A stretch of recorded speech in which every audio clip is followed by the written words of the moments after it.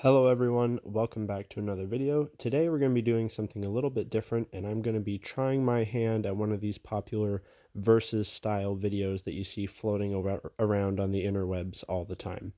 So I've seen people compare 40K to all sorts of different universes, and I've even seen quite a few where they're comparing different characters or different armies from 40K to the fantasy or Age of Sigmar settings. But one that even a quick Google has told me that apparently hasn't been done, or at least not in a way that I have been able to find, is comparing the main champion or antagonist of Chaos between the two settings. So I'm not talking about the Age of Sigmar version because I'm not super familiar with that lore, but I've recently been getting really into old Warhammer Fantasy, especially because I've been playing the popular Total War series of games. And so what I want to do is compare Archaon, the Ever-Chosen of Chaos, to his 40K counterpart, who would be Abbadon the Despoiler, who is the War Master of Chaos for 40K. So without further ado, I'm going to jump into it and compare these two to each other, and looking at things like, weapons, war gear, accomplishments, feats of strength, as well as just who I think is the better character overall. Because, as much shit as we give Abbadon, we also give to the way the old world ended with, of course, the end times narrative, and whether or not Archaon is actually, a bad character because of that bad end to a setting. So I'm going to be looking at kind of all that stuff, and I'll finish it with, a fun kind of, made up battle scenario that I come up with, and who I think will come out on top. So without further ado, let's jump in and start talking about it. Now, starting off with our fantasy chaos lord, Archaon himself, we actually have a very detailed bit of backstory for him, as there's an entire novel literally starting from his conception all the way until the point where he is officially ascended and become the Ever-Chosen of Chaos, and all the trials along the way associated with that. His life began not on the best of notes, with his mother being a fisherwoman in the Northern Empire, which is the human faction of Warhammer Fantasy, where she was, what's the politically correct term these days? Not nicely approached by a gentleman from the north, who is the Warhammer Fantasy equivalent of a chaotic Viking. This led to Archaon being born, and his birth killed his mother. He ended up being taken in by a priest of Sigmar, who raised him to be a good, Sigmar-loving, son of the Empire. He then went on to become not only a devout follower of Sigmar, the human god of that world. This is their equivalent of the emperor, basically, if you weren't aware. He went on to become one of his Knights Templar, tasked with ridding the empire of corruption, green skins, undead, anything not human. Basically, he would just go around fighting everything. He dedicated his entire life to this cause. He was one of the best Templar Knights of the time.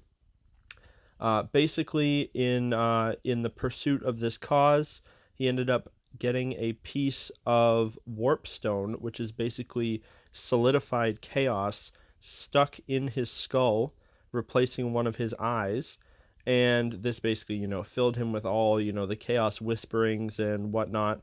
And, did this corrupt our boy? Did his, terrible upbringing do it? Nope. Nope. He was determined to, still serve the emperor or the empire, and, stay loyal.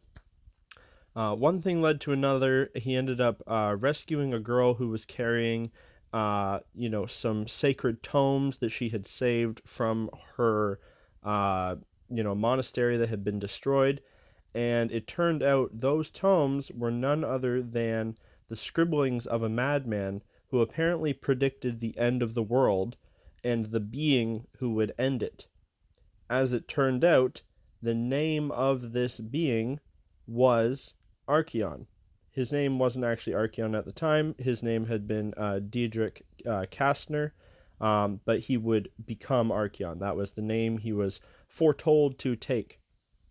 Obviously not believing this and obviously not wanting to go down this route, he's been a loyal servant of the Empire this entire time, basically set out to prove his innocence, and along the way was attacked ruthlessly by the very empire that he had sworn to defend, had dedicated his life to protect, and he basically was forced to fight against his brother knights, who of course would not, believe him, that it was all a mistake, there's no way that he would be betraying them like this.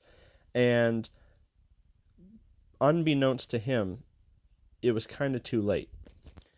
See, there was more to his conception than it initially seemed. Originally, it's portrayed in the novel as just a random raid by one of the Norscan tribes who are, basically Vikings who worship chaos. They come down every once in a while and attack the Empire.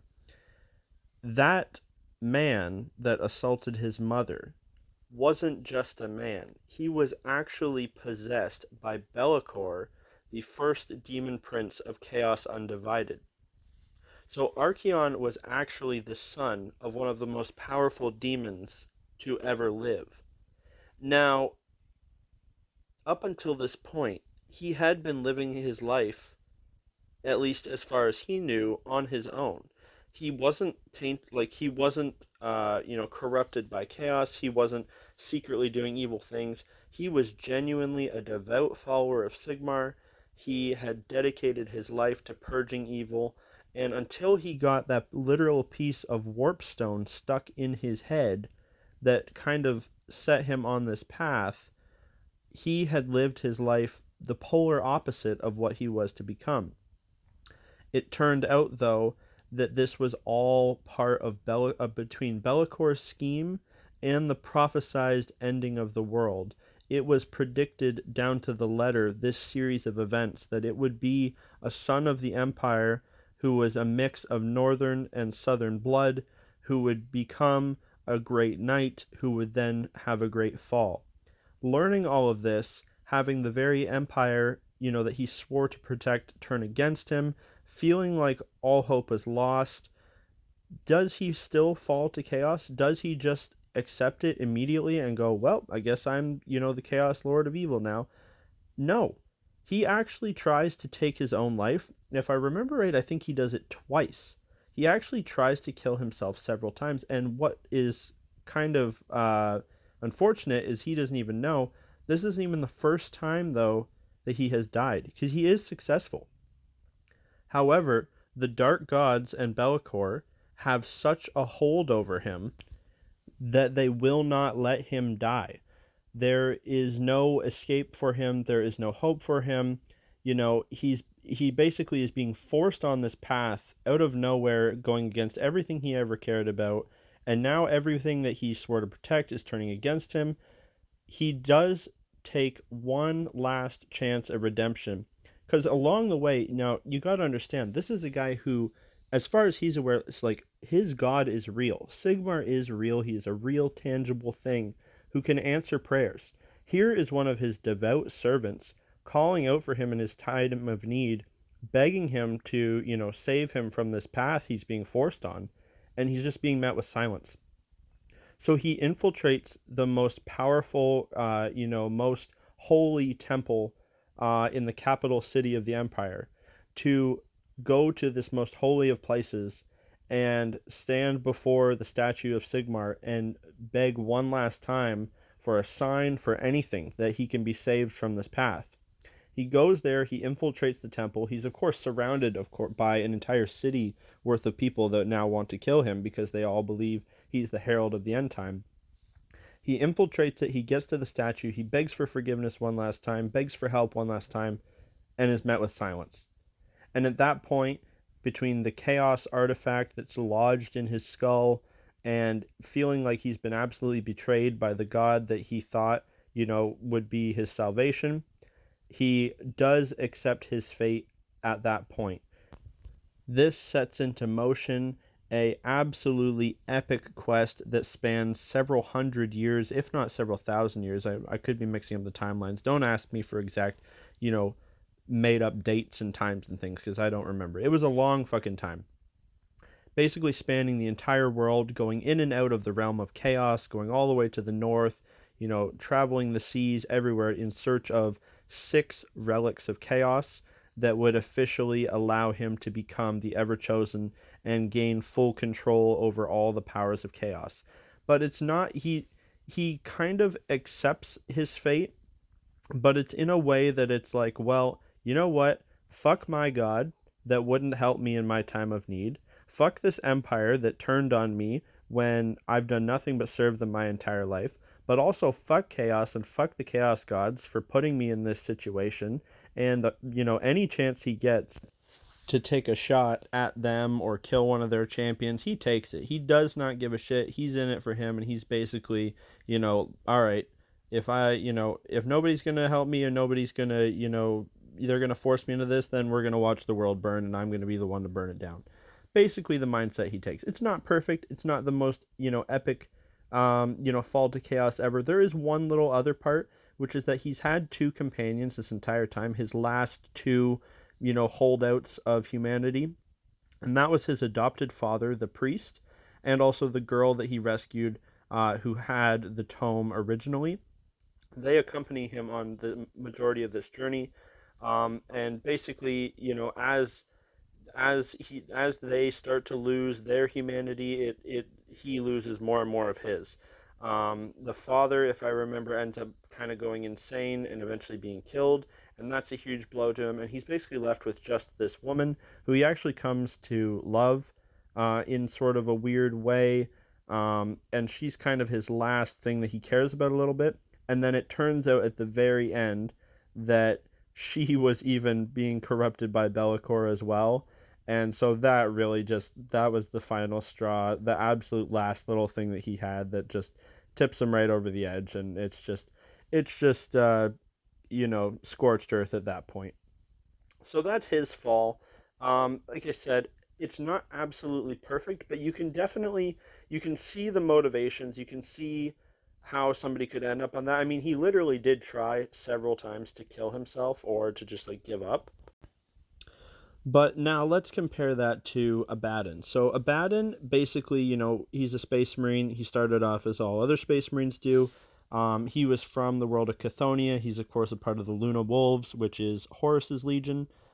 This is Horus Heresy timeline, of course.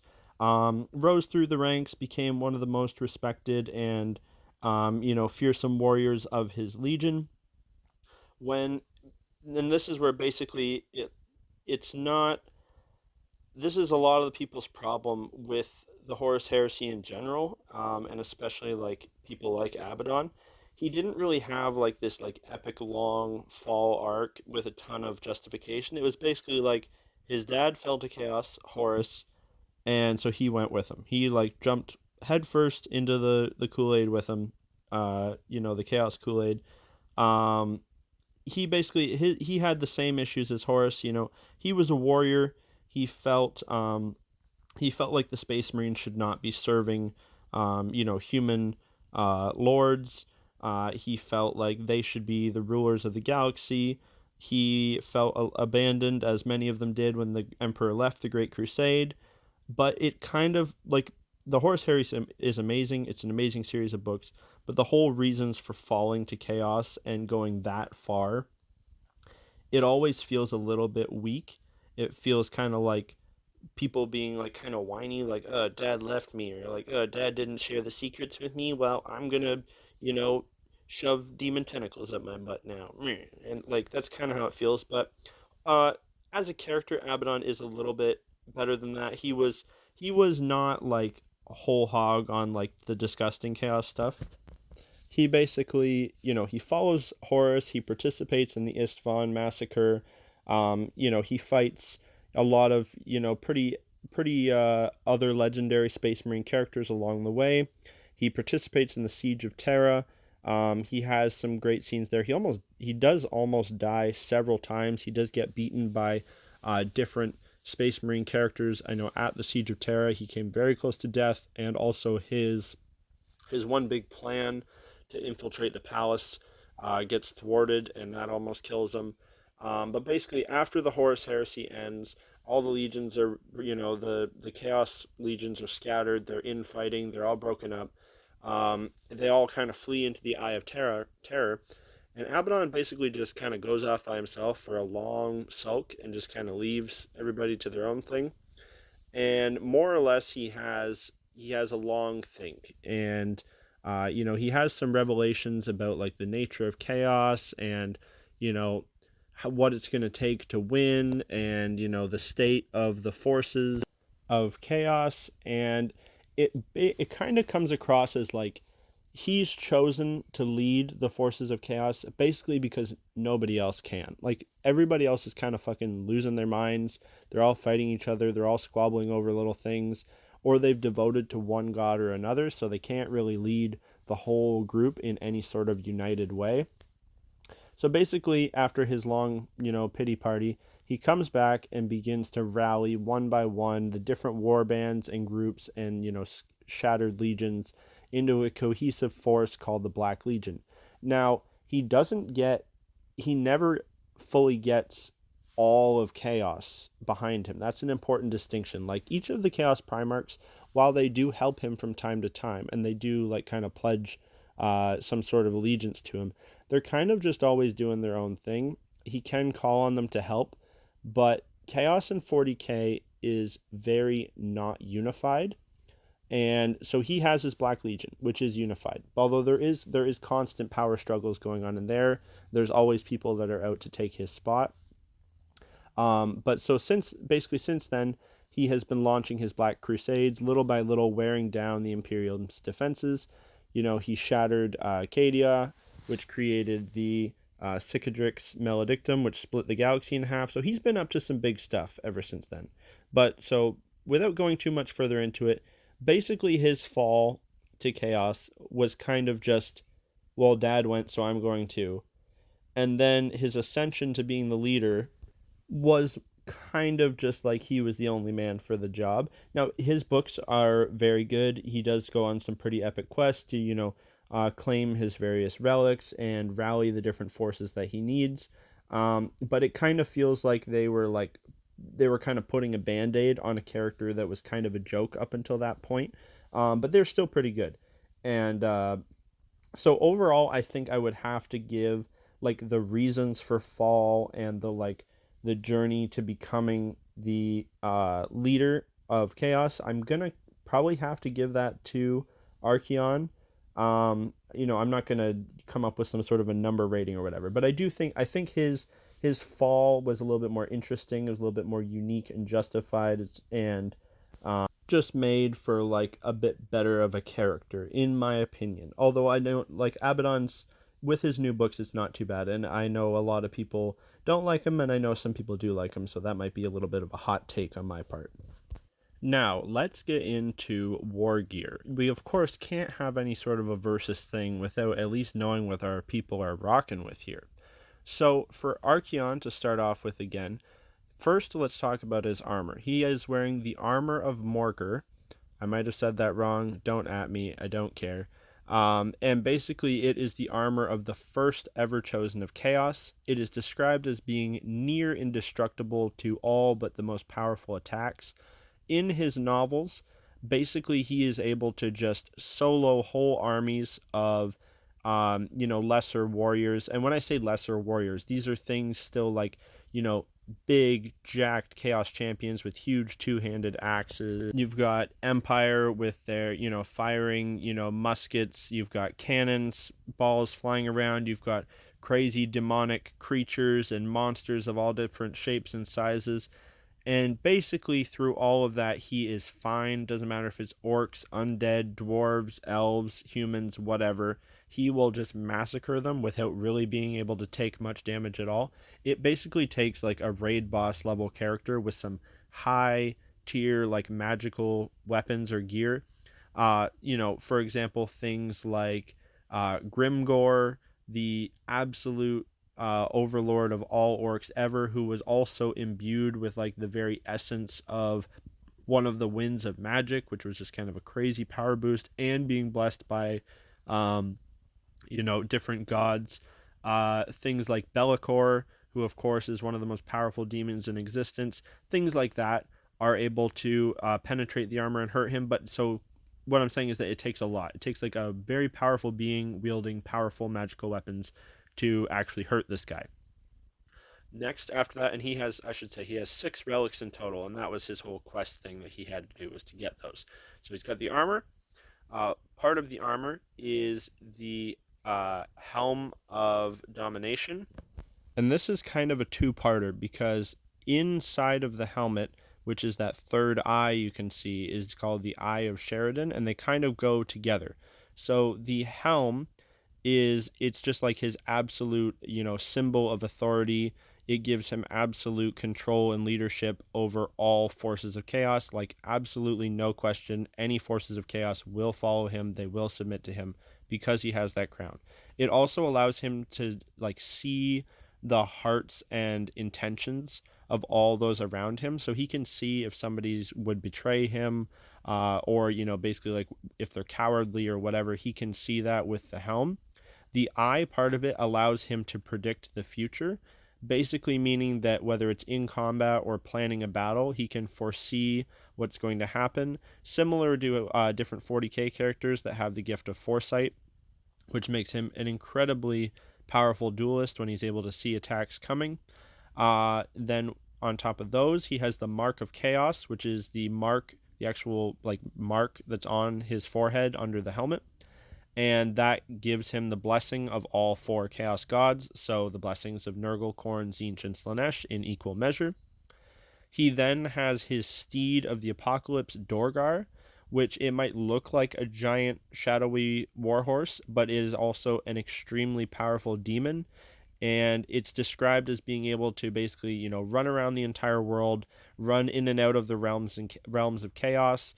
It is incredibly strong, incredibly fast, incredibly durable, and it's basically in that form because that's the form he wants it to be in, but it's constantly kind of shifting and writhing and turning into smoke. So in and of itself is a very powerful weapon to wield. It's able to trample, whole, groups of warriors underfoot, just absolutely smash through battle lines. It's a very powerful creature. Its hooves are strong enough that when it's running, it's like cracking the ground underneath it. And then we have his final weapon, his burning hell sword, which is called the Slayer of Kings. Now, this isn't just any sword. It is, of course, a master crafted relic of dark twisted metal. But inside of it is an extremely powerful demon of Khorne called, I think it's Uzul or Uzas or something like that with a U, some weird name. And basically, on top of being able to essentially cut through anything, he is able to harness the full power of that demon into himself. So when he's fighting particularly strong foes, he is able to take on the extra speed and strength of that greater demon and channel it into himself, being able to move faster than enemies can see and suddenly strike harder than any mortal being should be capable of doing. It should be noted that this sword is powerful enough to counter and fight against basically every other powerful similar sort of relic in their universe. He fought essentially his old god Sigmar, who was wielding his hammer, which would basically be like the Emperor's sword, and it wasn't breaking. It was able to deflect those attacks and fight it. And so it's not just any old demonic sword, if you will. This is a next level gear. Now, moving on to Abbadon, he is wearing the armor of Abbadon, which is essentially some souped up cataphracty Terminator armor. Abbadon is a larger than normal space marine, so he's wearing larger than normal Terminator armor. It, of course, has the Mark of Chaos on it, as well as he himself bears it. And so he, as well as Archaon, is blessed by all 4 Chaos Gods in equal measure.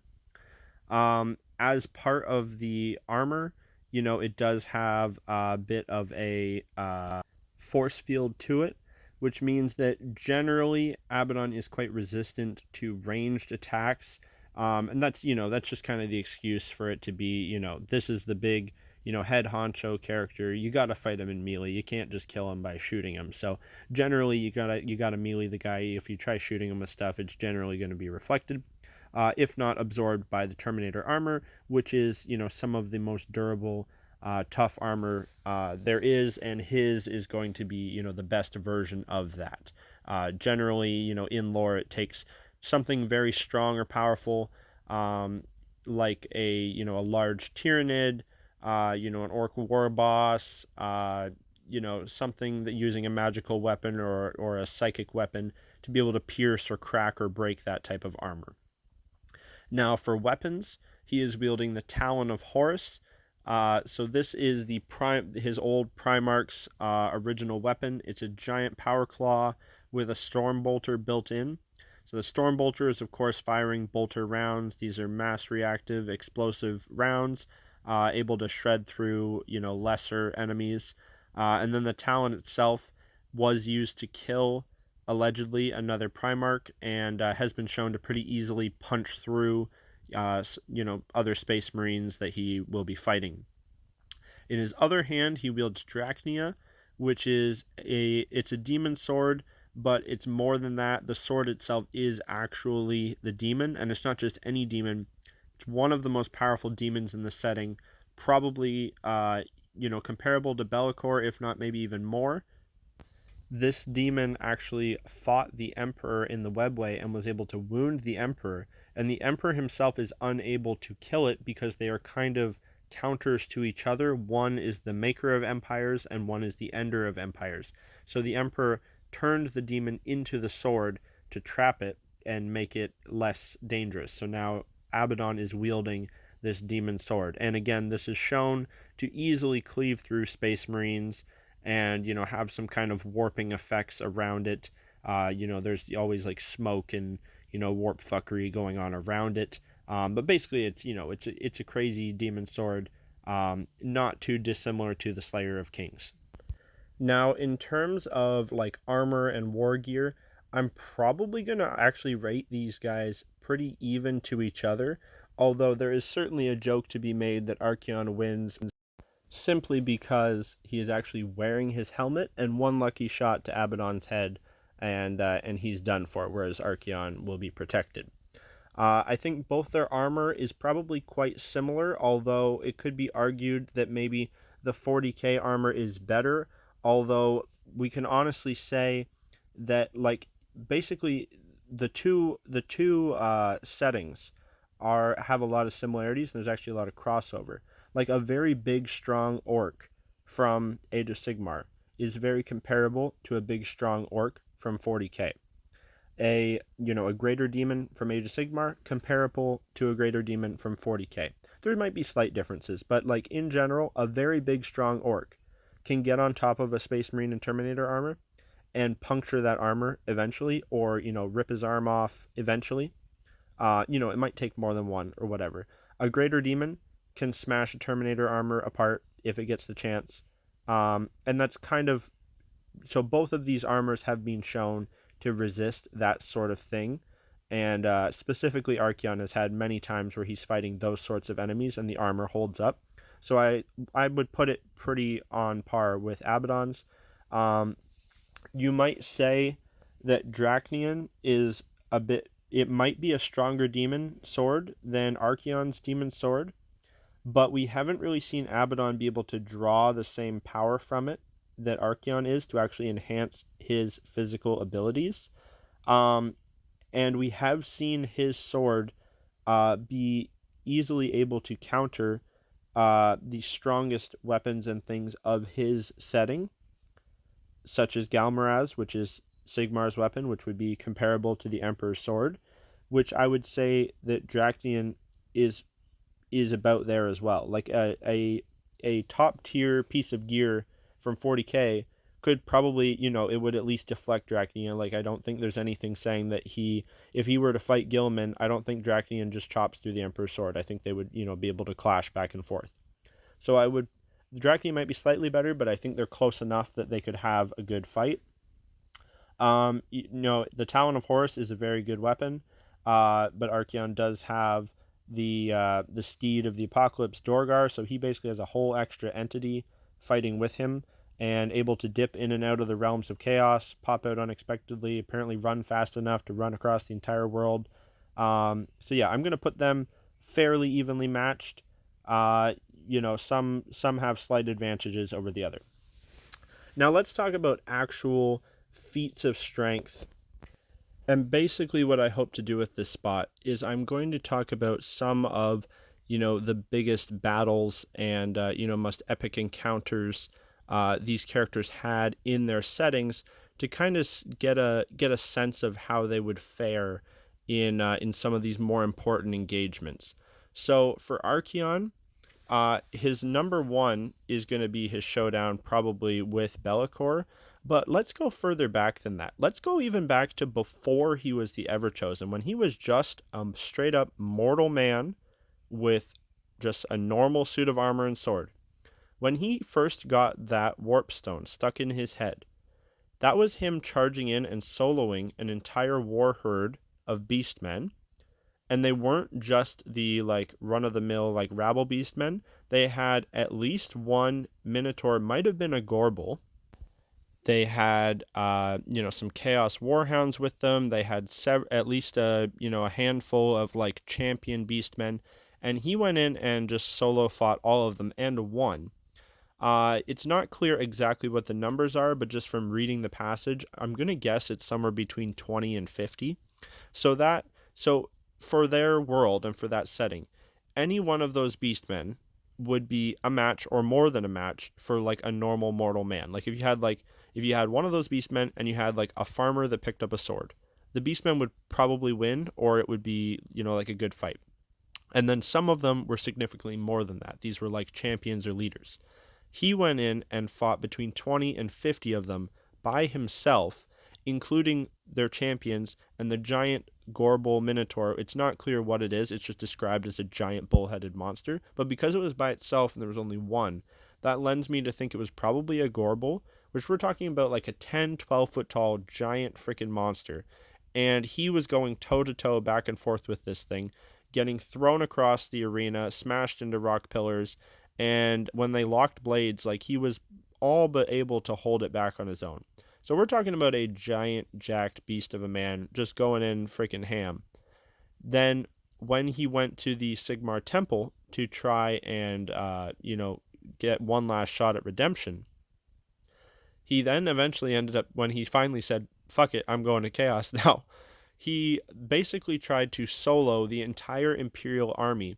And this was led by all of the most elite knights and warriors of the Empire at the time.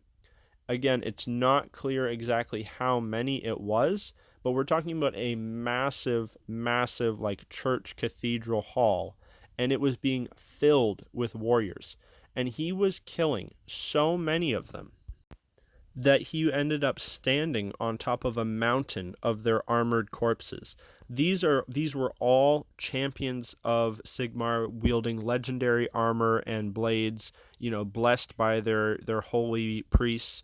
These were the commanders of the entire knightly orders that he fought, and he was just going through them.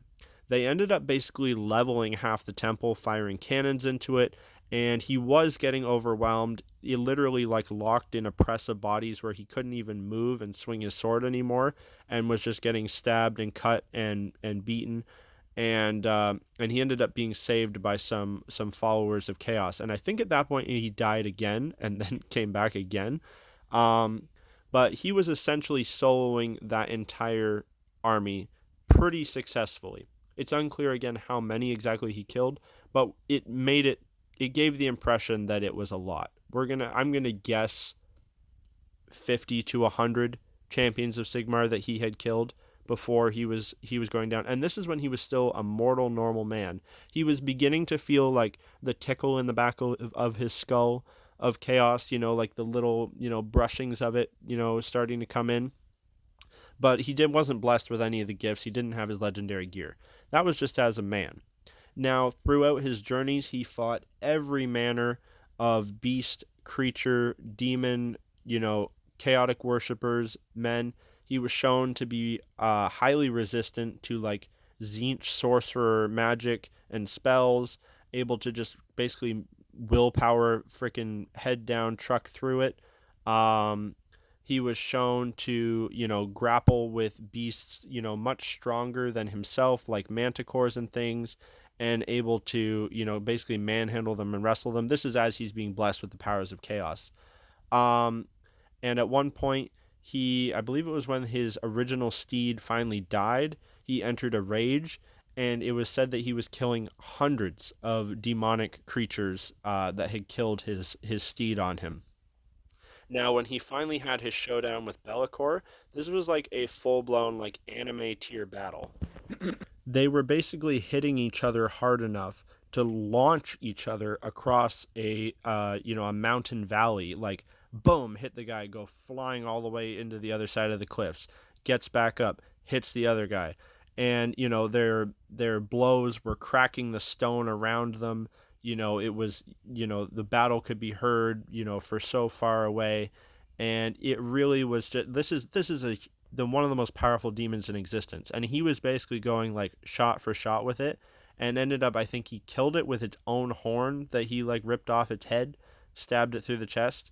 um but it was for any mortal man, or not mortal man, well, he was a mortal man, to be going toe to toe with something like that is pretty ridiculous. When it came to the end times, he fought characters like Grimgor and then Sigmar himself, which obviously one is literally a god, and then the other is it was the most powerful orc ever, who was juiced up by the orc gods more than any orc has ever been. And then he full on inherited one of the winds of magic, which in fantasy there was winds of magic, and each one went into a champion in the end times.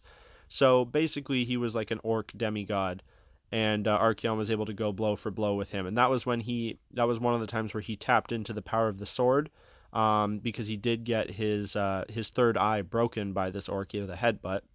And then he was just moving so fast and so powerfully that the orc could not keep up at all, and just he pretty handily like disemboweled him after that. Now, it should be clear that while Sigmar might not have been quite at his full power, it was essentially the god of humans that he was fighting, and he won. You could say that they were kind of still locked in a stalemate of combat, but he succeeded and he destroyed the world, and that's how the end times ended. That's how Warhammer Fantasy ended. Archaon won. Sigmar and all the other powers of the entire world rallied against him. This would be like if in 40k all of the human factions, all of the Eldar, all the Tau, all the Orcs, and all the Tyranids rallied against Abbadon, and he won. I don't see that as even slightly possible. I think the Imperium could probably beat him if they actually got their shit together and unified properly. But speaking of our fail Abbadon, um, I think it's time to talk about some of his most famous duels and interactions. So Abbadon, of course, has had lots of times where he went full raid boss and cleared a room of lesser enemies, or cleaved his way through a squad or two of Space Marines. He is no doubt one of the most powerful Space Marines to ever live and to ever exist in the setting of 40k. However, he is not that much more powerful. As we can see in these interactions, every time he fights these are non juiced up Space Marines, he is being fed all the power of the Chaos Gods that he can. He's got these top tier legendary gear. Every time he fights a significant like named character chapter master Space Marine, he takes some serious damage, and in some cases almost loses. So during the Horus Heresy, every time he fought named characters, It was either a very close match or he straight up lost. For example, on the in the Siege of Terra, he ended up getting ambushed by several of the Knights Errant, who were the Knights of Malcador the Sigillite, and basically they fought him and his elite, and they won, and they were about to kill him. If I remember right, it was that Loken and Nathaniel Garrow, I think, and a couple others. Anyway, they were about to kill him, and he had to be like teleported to safety. When he first emerged as the Ever Chosen of Chaos, this is peak Abbadon. He fought Old Man Sigismund, who was considered to be the greatest Space Marine duelist of all time. To be fair, but he is just a normal Space Marine who at that point was the oldest Space Marine around. He was extremely old, and it was said that he had slowed down significantly. And Abbadon was fresh and youthful, with all the top tier gear, and it could be said, especially if you watch Major Kill videos like I do, that Sigismund actually won and basically only lost because Abbadon had some plot armor and because he had all the bonuses from Chaos. Abbadon then, ripped him in half even though he was impaled, and it said like he was gravely injured, took a long time to recover, all that good stuff. I mean, that's kind of fair. It's the best Space Marine duelist ever. He did have, way more on his side, but okay, no big deal. Then he fights Marneus Calgar. This is much more recent. Marneus Calgar is a chapter master. He is a great warrior. He's done lots of great things, but he is not even in probably the top 5 of Space Marine characters, duelists, fighters, whatever you want to say. And when he fought Abbadon, even he was able to get several good shots in. Basically, he was backing Abbadon up with his bolters. Abbadon charged in, ripped one of his gauntlets off. Then with his injured hand, he straight up punched Abbadon in the face hard enough to friggin' crack his jaw. And then hit him with an uppercut with his other power fist hard enough to crack his armor and lift him off his feet. So that's a pretty bad blow. And then Abbadon basically, all but kills him and then has to run away because his ship's about to be destroyed, blah, blah, blah, blah, blah. But so that is against a not top tier duelist or character, and he still got fairly injured and took some pretty bad hits. So basically every time Abbadon shows up, even if he wins, it's kind of a struggle for him, and that's against like similar opponents. It's pretty widely known. Like if he had to go against somebody like Guilliman, he would lose. If he had to go against even any of the demon Primarchs, he would probably lose. And if he wins, it's through kind of like cheating or plot armor, as opposed to being like, no, this is the big bad of the setting. Like this is the most powerful guy around. A lot of his power is in his like tactical ability and his command ability. But, and I think it's pretty clear which way I'm leaning here at this point, his chaos, his 40k chaos, is so much more fractured and splintered. They're constantly, like, groups are doing their own things. They're not really unified even with him, other than his Black Legion. There's always people trying to, like, take over and do their own things and not listening and fucking around. Versus Archaon fully controlled all of chaos. He fully rallied everything. Every monster, every squishy little bug, every marauder, every tribe, every warrior, every sorcerer, everything. They were 100% under his control from the start. And so I'm going to have to give like the feats of strength in the dueling to Archaon. Not only because when he has fought his most powerful opponents, he won every time. It's just like he is, in my opinion, more powerful. Even though Abbadon, like you would think like he's bigger, he is a space marine, he's genetically engineered, he's this and that. We don't really ever see a scene like Abbadon can go through a room and clear it of normal mortals. He's slashing, he's chopping, he's just smashing people, whatever. You don't see Abbadon ever like hit a space marine and he goes flying like 300 feet across the battlefield. There are scenes in the End Times novels and in his novel where Archaon like hits like a mortal man and he's described as literally like flying over the battlefield. Like that's how like powerful and strong he's gotten. And he's going toe to toe with these like giant creatures and monsters and able to like hold them back. And like if he like punches a big creature in the face, it's like Jesus Christ, man, like chill out, please, too hard. Whereas Abbadon is more like for his setting, he's just like a more stronger space marine.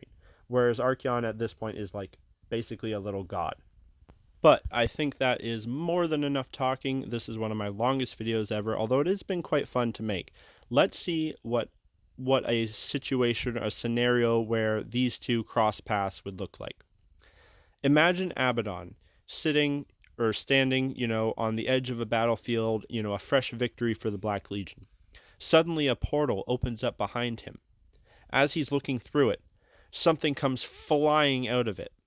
In his world, Archaon saw the same portal open, and assuming it was another challenge or test from his Chaos Gods, immediately rode Dorgar through it, preparing to fight whatever was on the other side. As he launches himself through the portal faster than the eye can see, he sees a great Chaos Champion in front of him. Before Abbadon has time to react, Dorgar has slammed him into the ground and gone flying past. Abbadon gets to his feet and turns just in time to catch another headlong charge from Archaon, knocking him over once again. He gets to his feet faster this time, firing his combi bolter as he does. Dorgar vanishes, slipping into the realm of chaos to avoid the fire. Abbadon is on edge now, turning on the spot. He's tracking, waiting for movement. Dorgar comes flying through from behind, but Abbadon is ready this time. He whirls, catching the steed of the apocalypse with Drachnia, and the force of the blow and the power of the demon sword is enough to at least temporarily banish the steed. Archaon goes flying over his head and rolls to his feet. Now the two Chaos Champions have squared up. Abbadon levels his combi bolter and fires. The rounds ping harmlessly off the armor of Morker or are deflected by Archaon's massive tower shield. The two champions close on each other, faster than the eye can see. They duel back and forth, demon sword against demon sword. The claw of the talon of Horus is able to make short work of Archaon's shield, shredding it and puncturing it in several places, before Archaon is forced to throw it aside, using the moment to smash Abbadon in the face, his unprotected face, with the pommel of his sword. The Eye of Sheridan is allowing him to predict Abbadon's movements, catching him at every turn. However, the combination of claw and sword proves to be more powerful than Archaon can anticipate, and Abbadon is able to strike him faster than he can see coming. He takes blow after blow, his armor beginning to get damaged, although he's giving just as good back to Abbadon. He taps into the power of the demon sword for one final push, and Abbadon is caught off guard. The two swords lock, but in an explosion, Drachnia actually overpowers the demon within Archaon's sword. The sword explodes in his hand, but the explosion has blinded Abbadon, who is also, again, not wearing a helmet. Through the smoke of the explosion, Archaon tackles Abbadon to the ground. He knocks the sword out of his hand, catches the claw coming in from the side. With agonizing creaking of metal, the claw is twisted and broken between the Ever-Chosen's hands. Abbadon cannot believe this. This is a Primarch weapon being broken in the hands of a mortal. He punches out, and it does no effect, because Archaon is wearing a helmet. Archaon shatters the talon of Horus, and then grabs Abbadon. To his horror, he is hoisted off his feet by the much shorter mortal, and he hears the armor of Horus begin to crack. Archaon pulls him in close and says there can only be one Ever-Chosen of Chaos, before headbutting Abbadon in the face, splattering his nose against it. He throws him to the ground and gets on top of him, his armor buckling and cracking as Archaon begins to squeeze Abbadon to death. Furiously, Abbadon reaches out, asking for help from his dark gods, but all he hears is laughter. And that does it for today, guys. That is my rundown of how Old World Warhammer Fantasy's Champion of Chaos would stack up against our new 40k version. What do you think? Do you agree with me? Do you disagree? Were you a fan of Fantasy before it was replaced by Age of Sigmar? let me know in the comments below. As always, thanks for watching. If you want to support the channel, my Patreon link is down below. I would appreciate it if you check that out. I have all my work in progress stuff there. And if you like this sort of thing and you want to see more or you have suggestions, please feel free to comment those as well, and maybe I'll make another one. Either way, bye for now.